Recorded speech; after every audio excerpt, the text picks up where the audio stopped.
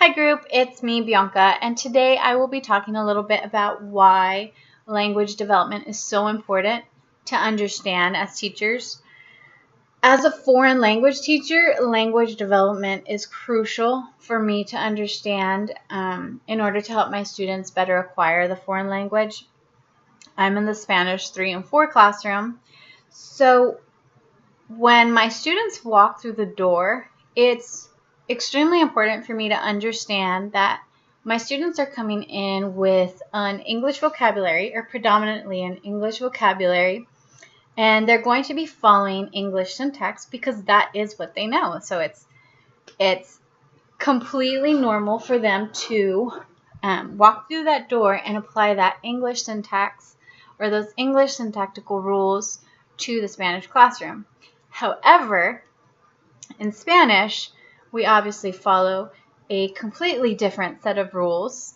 So it's really important for me to understand where my students are linguistically to better assist them in acquiring this foreign language and becoming literate in that foreign language. And it also helps a lot with writing because it helps me better understand where my students are coming from, or sometimes predict a lot of the common errors that occur. There's a lot of struggle with like the feminine and masculine, and that nouns are either feminine and masculine in Spanish. As in English, a tree isn't going to be feminine or masculine. In Spanish, it's going to be a masculine.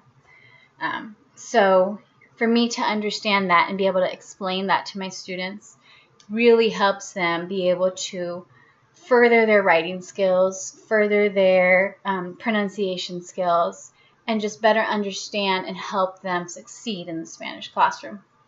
And this can be reversed to any course content.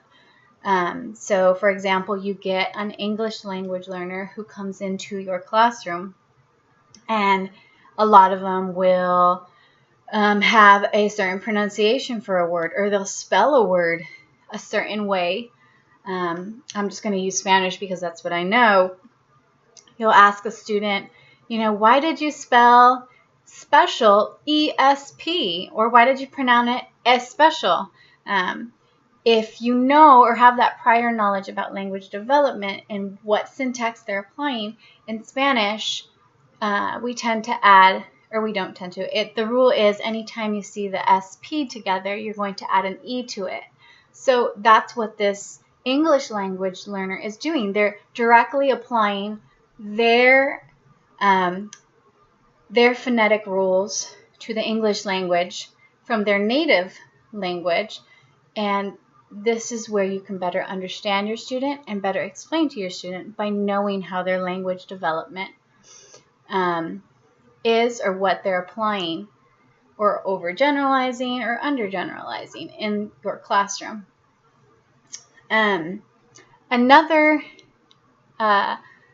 assignment for this video was to address Grimes' cooperative principles, or address one of those principles, to talk about what I'm going to do this weekend, and to violate one of those principles in my conversation.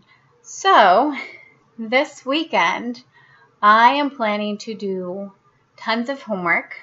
I am so backed up on homework. I'm sure all of us are feeling overwhelmed with the amount of work we have in our own classes, and then with our own students, and lesson planning and grading. And by the way, did you guys see this weather this week? It was just ridiculously hot. I am so over this heat. I am ready for fall. It's supposed to be fall, but it still feels like we're in the middle of summer. But anyways, going back to this weekend, so I hope you guys caught that, and you guys can understand or catch which principle I just violated. Feel free to comment if you think you know what rule I violated, and I will do the same on your guys' videos. So have a great weekend, and try and get some rest, you guys. Take care.